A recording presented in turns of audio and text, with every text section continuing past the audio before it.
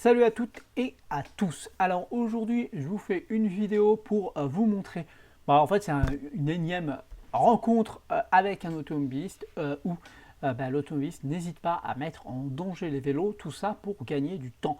Et ça, c'est un gros problème. C'est que sur la route, on n'est pas sur un circuit. L'objectif, ce n'est pas, clairement pas, de gagner ou de rouler plus vite que les autres. Et donc on va voir ici la situation qui est quand même pour moi extrêmement dangereuse. Donc là vous voyez avec cette voiture, là on voit bien qu'elle arrive à vive allure, hein. La caméra qui s'éteint, bon on est en pleine nuit, alors forcément les temps d'exposition sont un peu plus longs, ça donne de jolies images au passage, mais on va voir ce qui se passe. Et regardez, en fait ce qu'il faut bien voir ici, c'est que moi je suis ici, et en fait je dois m'écarter, donc là hop, je vais peut-être vous la montrer.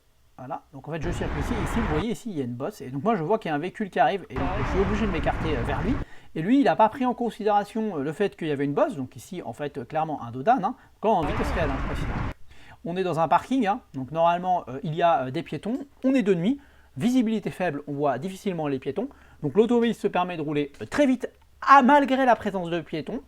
Il se permet de rouler sur la voie en contresens malgré la présence d'un véhicule. Tout ça pour me doubler, pour avoir le feu vert ici. Alors que, en fait, ici, il y a des défauts, donc moi, ça m'oblige à me déporter si je ne veux pas tomber. Clairement, moi, j'ai commencé mon changement de voie au moment où il arrive, enfin, je le commençais. Voilà. Et voilà. Et donc, voilà. Et donc là, regardez ce qu'il fait. Hop! Regardez, il s'arrête. Et non! Il s'arrête au feu, il passe au feu rouge. Tout va bien pour lui. C'est champion du monde, comme je crie, c'est champion du monde.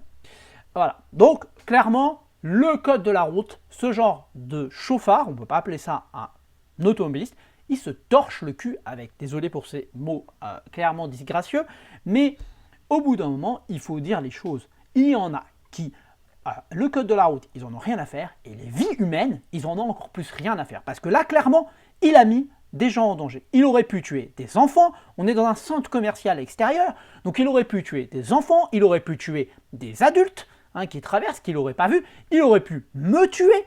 Clairement, la mise en danger d'autrui, là, elle est multiple. Elle n'est pas que les vélos, elle est aussi l'ensemble des piétons. Et combien de piétons meurent alors qu'ils faisaient une traversée régulière d'un passage piéton? Donc voilà, on est dans un parking. Un parking, on se doit de rouler à une allure modérée. Surtout qu'il y a quand même des dodanes assez réguliers. Donc là, clairement, on voit que ce n'est pas suffisant. En fait, il faudrait avoir des plots sur les côtés pour empêcher les automobilistes de passer d'une voie à l'autre, pour éviter les dépassements. Ça réglerait peut-être le problème. Avoir des voies de resserrement sur les côtés pour empêcher les automobilistes d'accélérer trop vite sans risquer. Surtout, comme on voit, c'est pas n'importe quel véhicule. Comme de par hasard, le monsieur, il n'a pas une Twingo.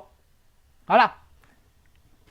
Voilà, c'est encore une personne avec un gros véhicule qui sont plus responsables des accidents que les autres. Alors j'ai aussi un gros véhicule, donc, mais quand je roule avec mon Scénic, c'est avec mes enfants, ma famille en général, je roule, même si je suis tout seul, je roule à allure adaptée. Et clairement là, l'allure adaptée, elle est en dessous de 20 km/h. Voilà. On est dans un parking. 15 km/h, ça semble être une allure normale, 20 km tout au plus, mais pas au-delà, surtout de nuit. Là, il y a un défaut d'éclairage en plus, la zone n'était pas éclairée à ce moment-là. Donc vraiment, normalement, là, il faut rouler encore plus lentement que d'habitude, parce que là, on ne voyait pas grand-chose, on ne voyait clairement pas grand-chose, et les piétons, clairement, on ne les voit pas. Voilà, c'est tout pour aujourd'hui. Si vous êtes automobiliste, s'il vous plaît, faites attention aux autres. Quand vous prenez un véhicule, roulez à allure adaptée en fonction de la situation.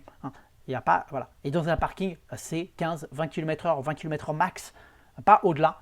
Et quand il n'est pas éclairé et que c'est de nuit, on réduit encore son allure pour pouvoir freiner. On ne dépasse pas sur un dodan, quelle que soit la situation. Et ça, le dodan où qu'il soit, on ne dépasse pas sur un dodan, sauf si la personne est à l'arrêt devant.